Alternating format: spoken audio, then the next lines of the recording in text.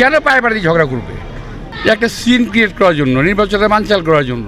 এত বছর রাজনীতি করলাম, ওই যে অভিযোগগুলো করছে, কোনো প্রার্থী আমরা অভিযোগ করে নাই। ওদের নিয়ে চিন্তা করার সময় তারা ইয়ে নাই। প্রতিদ্বন্দ্বী ইলেকশন করতে করুক না, অসুবিধা কি? আমার বিরুদ্ধে নির্বাচনী সহিংসতার কোনো অভিযোগ কেউ কখনো তুলতে পারে নাই। খুব ভালো সারা পাচ্ছি। আর এর চেয়ে সবচেয়ে বড় কারণ হলো যে এই এলাকার লোকজন আমাকে চেনে, জানে, এদের সঙ্গে আমার সখ্যতা আজকের নয়, জন্মের পর থেকে। এই জন্য সারাটা খুব ভালো এলাকাতে।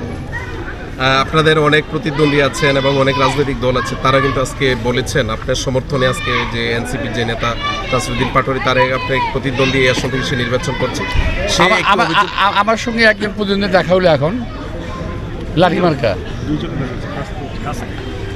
একজন কাস্তে, একজন লাঠি ছুরি মার্কা না, দেখা হলো। কই আমার সঙ্গে কোনো বিপত্ত হয়নি।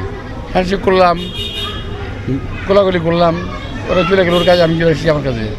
এখন কার কথা বলতেছো?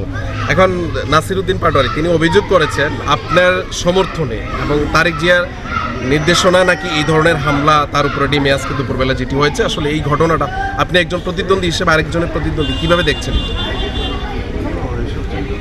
তারেক জিয়ার অনেক কাজ, ওই ওদের নিয়ে চিন্তা করার সময় তারেক জিয়ার নাই। অনেক কাজ আছে ওর। আর আমি যদি ওদের কথা বেশি ভাবি প্রতিদ্বন্দ্বী ইলেকশন করতে করুক না, অসুবিধা কি? আমি আমার কাজ করে যাচ্ছি।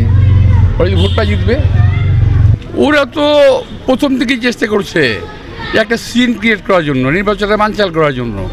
প্রথম থেকেই এত বছর রাজনীতি করলাম, আমি এমন কথা, ওই যে অভিযোগগুলো করছে, কোনো প্রার্থী আমরা অভিযোগ করে না। এই যে এখন আসছি এখানে, যে কয়েকজন প্রার্থী দেখলাম, তাদের তো অভিযোগ করতেছে না কেউ।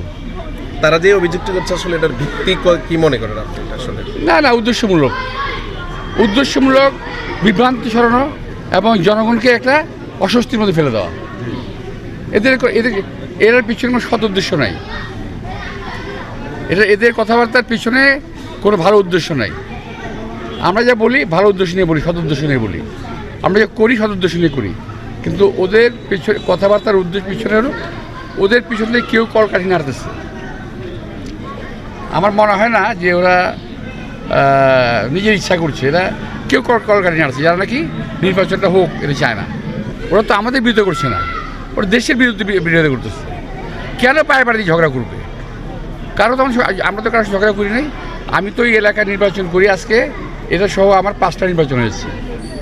কোনো প্রার্থী বলতে পারবে না এই যাবৎ যে এত 50 বছরে আমি নির্বাচন করি, 91 সাল থেকে এই পর্যন্ত আমি নির্বাচন, 77 সাল থেকে 77 সাল। এই প্রার্থীদের মধ্যে আমি যখন কমিশনার নির্বাচন করি, তখন ছিল আগে যে প্রার্থী ছিল, কেউ কমপ্লেন করতে পারবে না। আমি যখন 91 এমপি ইলেকশন করি, জামাতের আব্বাস আলী খান ছিল, ওনারা কি বলতে পারবে না। তারপর আওয়ামী লীগের পল্টু ছিল, পল্টু ভাই, ওনারা বলতে পারবে না। আমার বিরুদ্ধে নির্বাচনী সহিংসতার কোনো অভিযোগ কেউ কখনো তুলতে পারে নাই। কিন্তু এরা এবার উদ্দেশ্যমূলকভাবে করছে এটা। ঠিক আছে।